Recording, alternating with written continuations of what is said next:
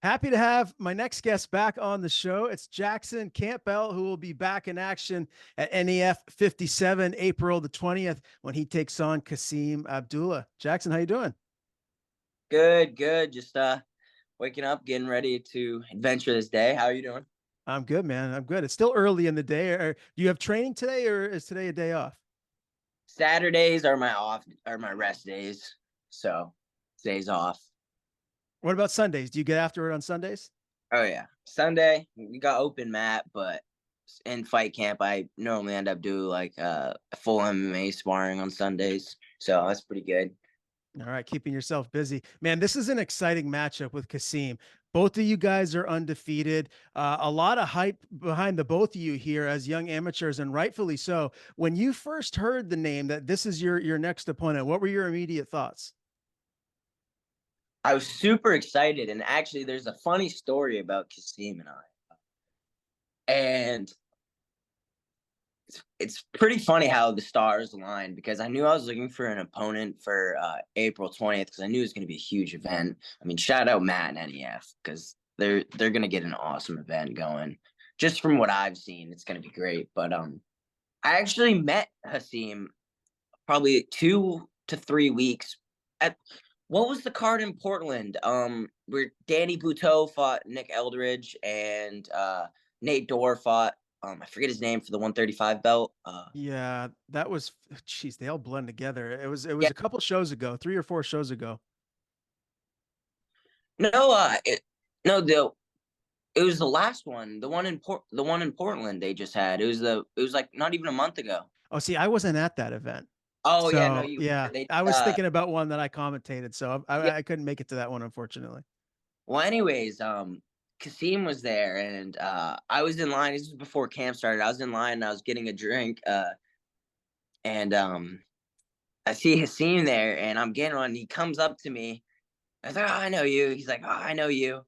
He goes in to shake my hand, and he's like just holding on to my hand, like shaking it and smiling, looking me right in the face. And I'm just like looking at him, and he just says, "I'll kill you." And I just started laughing, and I just pull him in. I said, "I'll kill you too." And then he starts laughing. He says, "All right, then we'll shake after the fight." And he just walked away. And it was literally the coolest thing ever. It was like a movie. Wow. So no other like confrontational type stuff. It was just right to No, the point, like, I'm gonna kill you. Like, yeah, okay, we're gonna fight. I was not, and it wasn't even like an expecting like thing to pull out of your back pocket. Like it was like he's just shaking. I didn't even think we were gonna fight. He was lined up to fight someone else. I'm moving down to 25. I think he was trying to move up to 35. So it just I didn't think we were gonna fight. And then when he said that, I was like, I don't know if this is God or something. Then like a couple weeks later, when coach announces a fight camp's about to start, I still don't have an opponent. He mentions I was having a real hard time finding an opponent. He mentions Kasim. I said yes right away because of that interaction. I thought it'd be fun. Turns out he doesn't want to fight at 125 because he doesn't want to cut weight. So we're just gonna fight at 35 again. But so yeah, it's Okay. gonna Well, be. this is exciting, man. And so when you were face to face with him, sizing one another up, like, are you the bigger man? Like, tell me what your thoughts were when you were, right up I close with love him. it. Well, big guy. No, it was hard to tell.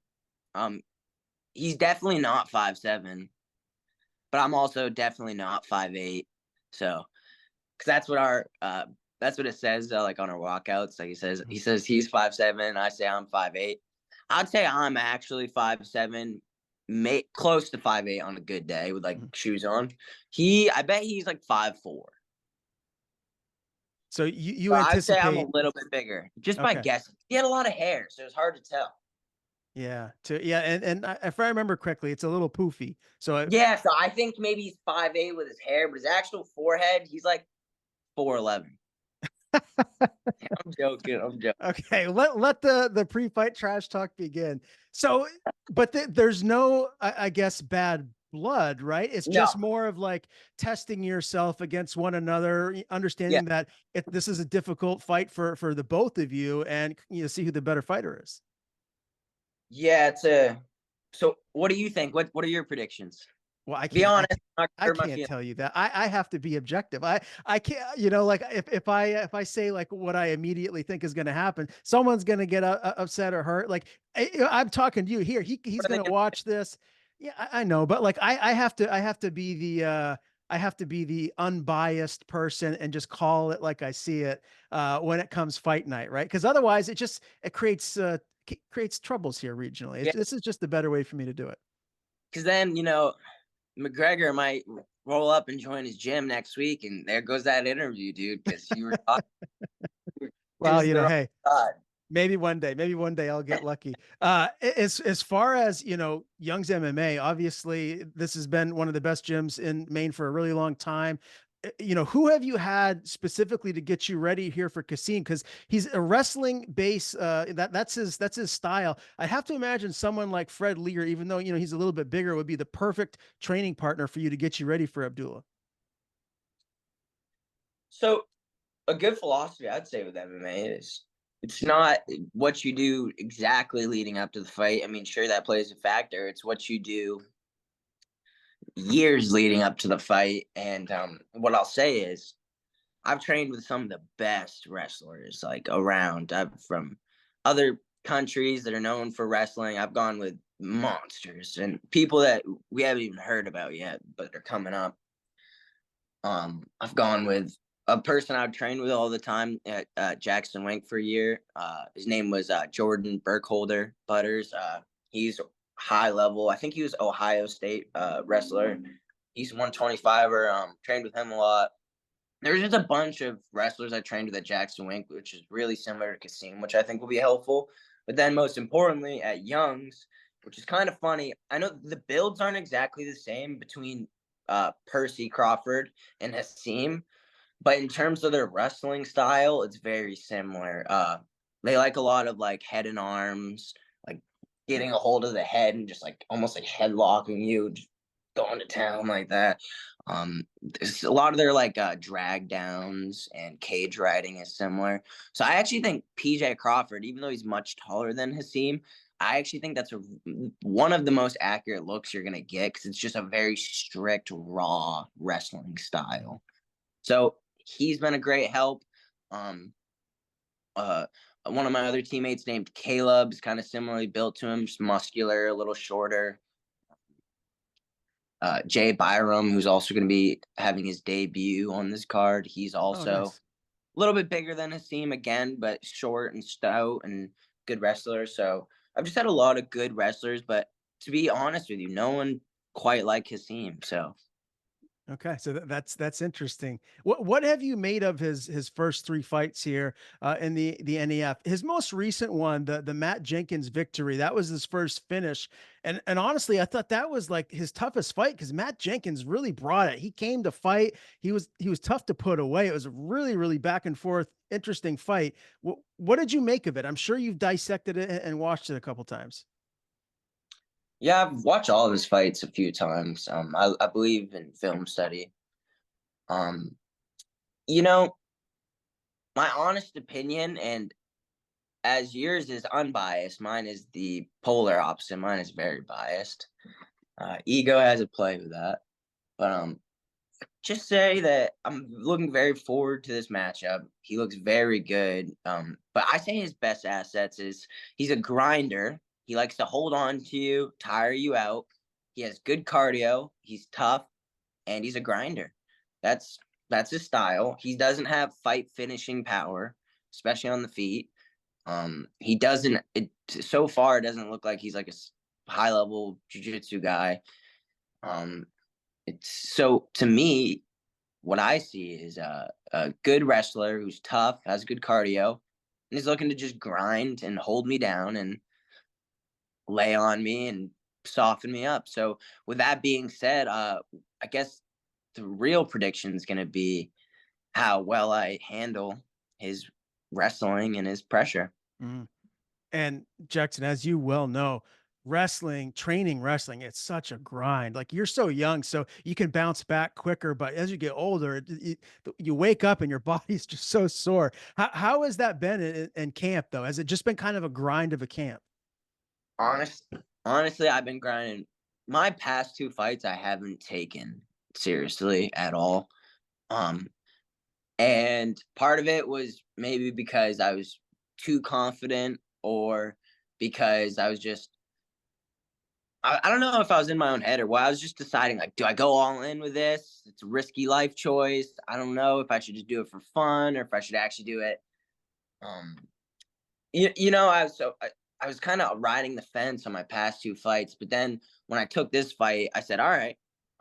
Or before I took this fight, it was like really right after the Will Legassi fight. I said, Mhm. no more around. It's time to actually kick it back in overdrive and let's get active. Let's take some fights. Um, I'm sorry, what was that? I digressed away from your question.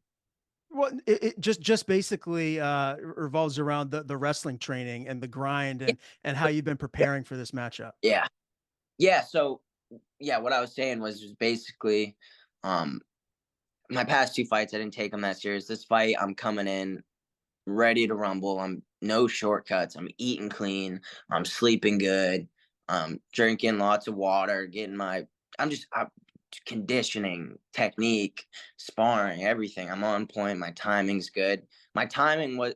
It's not. I'm not gonna make excuses for myself, but my past 2 fights, I, I'm glad they went how they went, but I Mhm. just know that the crowd's in for a real treat this upcoming uh, event because I haven't gotten to showcase all my skills, and I'm hoping Kasim's the opponent to bring it out of me, really.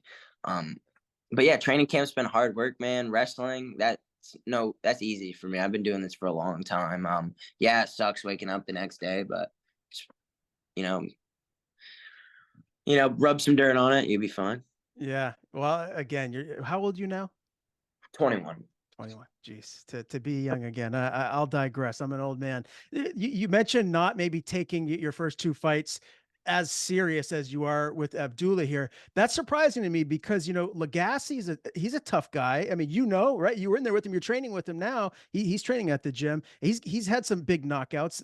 Why didn't you take that one specifically maybe as serious? Because this is a hard question to answer because it really goes much deeper than that. It's not really necessarily about the opponent. It was really about the mindset I was in. And I've always had this like some would call it delusion because maybe it is. I am slightly delusional, but I have this weird sense of like I'm just gonna find a way to win. I've always been a winner. I mean, I've lost a fight before, but um, in Muay Thai, not in MMA. But I've always been a winner, and I guess that it sets me up to be a little delusional, and it was hard to really commit myself when I it was maybe an excuse in my back pocket. I don't know. It was just simply the fact that I wasn't sure if this was the route I wanted to take in my life because brain damage, that's scary. Uh you don't make a lot of money. It takes a lot of time. There's a lot of sacrifice. You don't get to go out with your friends or hang out at all the family functions or there's a lot of you don't get to see your girlfriend or whoever it may be as much. So it's just a big time commitment, and to be frank, it's not good for your brain either. So I had a real hard time. I knew I wanted to fight. I just didn't know to what degree. So I was just kind of I was 1 foot in, 1 foot out would be the best answer for those past 2 fight camps because my mind wasn't made up. And so I'm not gonna say I didn't want to fight them. It was just like I wasn't like I'm super excited to go fight Patrick Mitchell or I'm super excited to go fight William Legacy. I was kind of just like coasting along because I didn't make up my mind. I was like, you Yeah. know, I knew I was gonna beat those guys on most given days. I just knew that the same time that like I wasn't sure this is what I want to do. I understand. So I know Coach Young runs a pretty tight ship, especially for like the fighters that are actually going to be competing. Did I know you got to show up to practice, you got to train and everything. Was it almost like you were just going through the motions, just you were there doing what you needed to do, but you just weren't in it 100% mentally? 100%. that was that, and 100% I was there. I don't see when I like I'm hard on myself and I say that like I wasn't, but like to an outsider's perspective, I was still training hard, working hard. And I was probably was working harder than my opponents and harder than a lot of amateurs in the area, but I wasn't taking it serious. Like I know how UFC fighters take it serious, how like you know what I mean? I Mhm. wasn't like because like if I'm taking it serious, I'm meditating before practice, I'm doing my breathing, I'm studying, figuring out what I'm gonna work on for that class. I'm taking notes on when I go home on like what I did wrong. I'm conditioning very strictly. I have a perfect sleep routine where I get just enough sleep, perfect rest days, clean diet, no bullshit. Um, and no alcohol or smoking weed or anything like that, any of those endeavors. Which I know is what you need to do, but I wasn't doing those things because I was half in and half out. So from the outside looking in, I'm sure it would have looked like I was training just as hard as everyone else, but deep down I felt bad about myself because I knew I wasn't being as disciplined as I know I'm capable. So what is it you wanna do with your career moving forward now? Like, have you decided, or are you still trying to figure that out? Yeah, I actually did make a decision. I had to because as you know, you can't go your whole life walking on glass. Like every time because it was every morning I woke up, it was my because that was my whole identity, my whole life, man. Like from a little kid that's like, what do you want to be? I'm gonna be an MMA fighter, blah, blah, blah. Like super young, like super cliche story. I like 13 years old. That was my dream. And that was that. And until I was like 19 or 20 and I moved back to Maine, I saw how hard and how long and sometimes unlucky really good fighters are that don't make they never get their shot. The timing isn't right, this or that. And I was like, oh, this is a tough life choice, man. I better Mhm. figure out how to make some money. Yeah. So I came back. I started a business in painting, which was really good. It got to kind of show me how to run a business, teach me about how to have employees and do my taxes, get an accountant, blah, blah, blah, do all that stuff. And then I recently started a construction concrete company with my brother. Uh, and so I kind of feel like I got like the money side taken care of, or I have a nice little routine, some things to work towards.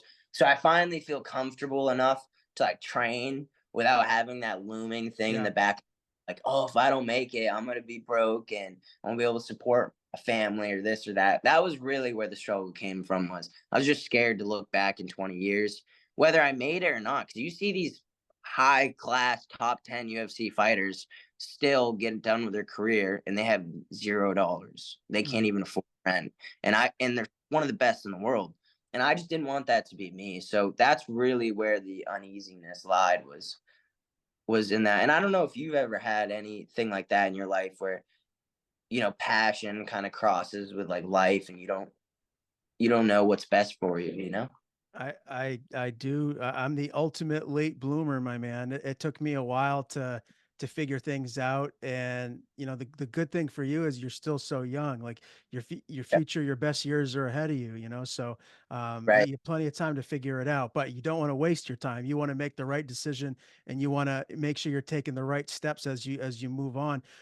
To piggyback off of that, Yeah. turning pro, like how many amateur fights do you think you'd like to have? Is there a number, or is it just like you turn pro when you're ready to turn pro? Hmm.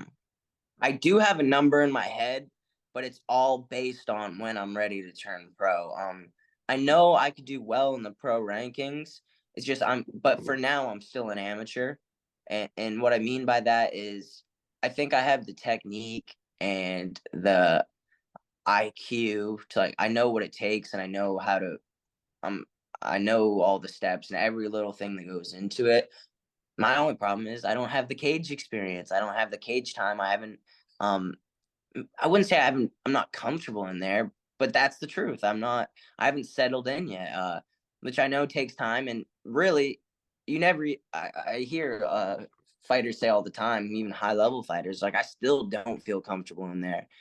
And, and as you should, I mean, you're literally half naked fighting in front of a crowd of uh, drunk, awesome fan lunatics. Awesome's key. and they're screaming, "Ah," and you're kind of like, I gotta fight this dude. Like, so I don't. I'm not saying that I'm chasing comfortability, but what I am chasing is enough experience to. I want to go through at least one fight where like I get to sit in there and go 3, 4, 5 rounds and like really get to settle in and like I don't even know how to, there's this feeling in my head, this like vision I have, which I don't know what fight it's gonna be. Who knows? Mhm. Maybe it's even one where it's like a war, and like I find I'm like, oh okay, I'm ready. Yeah. And my coach also has a big say in that too. So he's gonna also be there watching and sensing when he thinks I'm ready. So yeah, it's kind of a feeling, kind of a number. 7 would be my number Mhm. 7 amateur fights at least. Um, but then again, who knows? If maybe even this fight, I do it comes a war and I get some good cage time, and maybe I'll take one more and turn pro. Who knows? Well, we'll see what the future holds. Tell me what it's like fighting in Bangor. I mean, I'd have to imagine, with all the support that you have there, you've done it before. Here you are doing it again. Does it add more pressure? Do you feel a certain kind of way as you're making your walk to the cage? uh, gosh, I don't know if there's anything in regular civilian life that is there's nothing that puts more pressure on your shoulders than the possibility of getting knocked out in front of your friends and family and the people you care about, especially as a male. I think that's deeply rooted in our instincts. And so I'll say that there's always a pressure. However, I have this weird, I'm a terrified fighter, and I'll be the first one to say it. And, and not even that terrified is the right word, but I feel my feelings. I get nervous in the back. I'm like, what the fuck? What am I? Excuse my French. Uh, but anyways, I'll be in the back and I'll be thinking like, what did I do? Why am I here? This and that. And I'm asking those questions like everyone does, because everyone does. Some people are just better at hiding it. And it gets slowly closer and closer, and I just lock in. And it's this weird thing where I just get hyper focused. My eyes are like, I see everything, and I'm just super. It's not adrenaline. It's just I call it locking in, getting Mhm. focused. Third eye, my third eye. And once I lock in there, I don't think about the crowd, family, friends, this or that. I think about nothing. I'm literally just nothing comes in, nothing goes out. Anytime a negative thought comes in, I counteract it with a positive one and it's gone. Like or vice versa. If I get overly cocky, I keep myself nice and flat. I walk in there with no pressure. Um, which is really beneficial. I think that helps me, and I'm glad I've had boxing and Muay Thai experience to give me more practice at that. So no, pressure isn't a big factor. If anything, it's actually the opposite. It's people like, for example, I don't sell tickets because, to me, I don't do this for money. That's what I decided. We're in this for passion, not for money. But having everyone come up to you and be like buying tickets and being like, "Oh, dude, you're gonna kick his ass. Like, you just got to do this." Like, and I get they're just excited, but um, little things like that is where the pressure comes from for me. Is like uh, outsiders give me pressure, but if I just kind of stay in camp, talk with my coach and my fellow fighter friends, it seems like a normal thing to me. It seems like just what we do. Yeah. Yeah. So the pressure really comes from talking to outsiders who aren't as much into the game. They're the people who make me nervous. Like, gosh, you really want to go fight that guy? He looks scary. That's when I'm like, oh well, gosh, he is scary. I don't know. Yeah. I don't know if that makes any sense, but that's where the from for me. I gotcha. Yeah. But again, those people saying that they don't know the game. You know the game, so you just need to let it go in one ear and not the other. Tell me, Jackson, though, with a win here, right? You go in, you beat Kasim. Let's say you do it convincingly. You get a highlight reel knockout. What does that mean? What does that signify to the rest of the New Englanders at 125, 135, the weight classes that you'd want to compete at? What does that signify to the rest of them out there?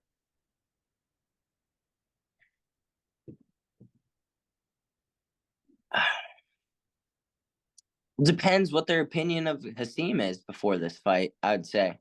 Because if, say, someone else was fighting Hasim and they beat him, I wouldn't be too scared, to be honest. And that's no knock on Kasim. It's just, I mean, we're amateur. Uh, I'm not really sure. I haven't thought about it, to be honest, Ryan. I, I think, what do I think? I'm not really sure what other people will be thinking. I guess it all depends on the fashion in which it is done. Mhm. I think that is a big factor. I mean, if you see a 3 round grinder, I don't think they're gonna be like, "Wow, that was a good fight." I don't think anyone's gonna be like, "Gosh, I don't want to fight him next." But if, say, I go out there and I finish him in the first round, or say I get another flawless victory where I don't really get hit, then I think maybe that'll turn some heads. Um, but if it's just a casual, like a war or like a back and forth fight, I don't think anyone's going to be thinking too much about it. I mean, maybe in the New England scene, but as far as the national scene, I'm still, I'm not top ranks yet. I'm Mhm. not anything. So until I really get up there, I don't think anyone's going to be watching, in saying, "Gosh, I don't want to fight that guy." Mhm. I still, but maybe if I did something spectacular against Nate Russell, who I originally wanted to fight to That'd be my a great ego. fight. Yeah, Yeah, that'd be a great fight. Nate's a stud. he is a stud, but that's why we didn't take it, was because, not saying that I couldn't beat Nate. It's the fact that if I fought Nate, it's only killers from there up, which is good and all. But as an amateur, you want to gain cage time, build experience, and so if I just throw myself in the deep end, that's no one else is going to want to fight me. Mhm. But so then I'll almost be forced to turn pro because it would be very hard to get amateur fights. So that's why we took this Kasim fight, because it's a great for where I'm at right now. And after this, I don't think I'll be able to fight any like lower to mid level amateurs. So I don't know. It's a hard question to answer. I don't really know how Yeah. coaches and fighters will be taking it. Gosh, it depends who you Yeah. ask. Yeah, well, no, you did answer it. We'll see what happens, right? We'll see what Yeah, transpires come fight night, and people will formulate their opinions. Tell me this, Jackson. When you go to bed at night, you close your eyes and you imagine how this fight plays out. Give me your prediction. How does this fight end? What are we going to see come April 20th at NEF 57? I'm gonna finish this guy for sure. I've had a few different visions actually, which I didn't in my last fights. This fight, I don't know, I get these tingly good feelings. Maybe it's because maybe he shouldn't have came up to me and told me he was gonna kill me. I don't know if that got me super excited. Like I said, I'm a little delusional. I've always loved fighting, and I will say that this is the first fight where I'm like very excited for. Like I think that this is my gonna be my breakout party where I get to show people like, okay, this is a problem, because Kasim, what a great opponent. I mean, on paper, if you know me, maybe we're exact opposites in a lot of ways. I'm more flamboyant and outward going and a little extroverted. He's seems to be the imposing opposite, where he doesn't come walk out to music. He says it's corny. He's introverted. He doesn't have social media, and which I respect. I do. So I think that's what makes it fun. Is it's almost like polar opposites getting to fight, and he's a grinder. I look at myself. Oh, phone. I look at myself more as like an artist, hence the name mixed martial artist. And so I just think it's like almost like an artist versus a grinder, and it's just we're gonna meet in the middle. And I will say I've visioned myself choking him out, breaking his arm, knocking him out, jabbing his face off, picking him up, slamming him. I've imagined all these things, and I've also imagined him suplexing me. So I'm ready for war. I will say though, all the people he not I shouldn't jinx myself, but all the people he did slam were very very small guys, a lot smaller than me. Because that who's the guy you just brought up who had a nose toast? Matt Matt, Jenkins. he's like 100. He walks around like 115 pounds. Yeah, he's a small guy for sure. Julian Menjivar was training in the back with him. That guy is also 115 pounds. He's like 5'2", 5'1". Um, I don't know Alex Morris. I've never seen him in person. I don't know how big he is, but what I do know is Matt Jenkins and Julian Menjivar are they're 115 pounders, if that. Like Mhm. they're probably like if there was a 105-pound weight class, that would be their weight class. So he had a huge size advantage on these guys. He's not going to have that on. So I think this is where this fight gets interesting because I'm a lot bigger than a lot of his opponent than those two opponents, and maybe me and Alex Morris are the same size. But I will say my wrestling's a hell of a lot better than his, a hell of a lot better. So hopefully I don't get suplexed. I'm sure he's gonna try, and even if he does, I'm still gonna be game as long as he doesn't break my neck. Can't wait to be there, man. This is one of a lot of great fights that the NEF has already announced for NEF 57. All the smoke back in Bangor, Maine, April the 20th. Are you What's that? commentating? Are you I believe commentating? so. I believe so. That's the Who plan. do you do it with? What's that? Who do you think's gonna be your co-host? Well, usually it's Greg Williams. So Yeah, we'll see well, what happens come fight night. But he's a coach as well, right? he was Kaze. He's retired now. Oh yeah, I saw Yeah. that Rossi or Rossi Yep. Giuliano Rossi. Yep. too on that last event, right? He stepped in for me. That's right. All right. Well, excited. Oh, one last thing before we go. Patrick Mitchell, when I fought him, um, this is my ego a little bit, but you guys said, oh, looks like Patrick got one in too. Do you remember this? I Well, he threw a got a teep. shot in. Yeah, I threw a teep. I hit him in the face. Then he went to go bum rush me, which he did the whole fight, which is very awkward. Um, and he threw an overhand right, and it did look like it got me. But I got a cool picture I got to show you after because it was literally like this close to my face and it just like whizzed by my It's jaw. by okay. I want to tell you, I'm like, it didn't get me though. It I didn't. I appreciate you letting me know. It's tough to see everything, No, when it happens so fast, but you I did was good in that fight, my man. I'm looking forward to seeing you back in here for this one too. Before we do sign off, Jackson, as always, man, I want to give you, my guest, the floor. If there's any sponsors that you have or anything you want to plug, anyone you want to thank, the floor is yeah. yours. Um, Thanks to Young's MMA, but most importantly, guys like you, giving us a chance to shine some spotlight. Who knows? Maybe in a few years we'll look back at this and laugh. Um, But anyways, I know the MMA community appreciates local guys like you who and Matt Peterson and all these other guys who are putting on these events, supporting local fighters, growing the sport, and because this is still a new sport and people forget this. This hasn't been around like the NFL or MLB or NBA or any of those other things, but we're on the come up from guys like you building the infrastructure from the bottom up and so, yes, thanks to guys like you for making the sport fun. I appreciate it, my man. Thank you.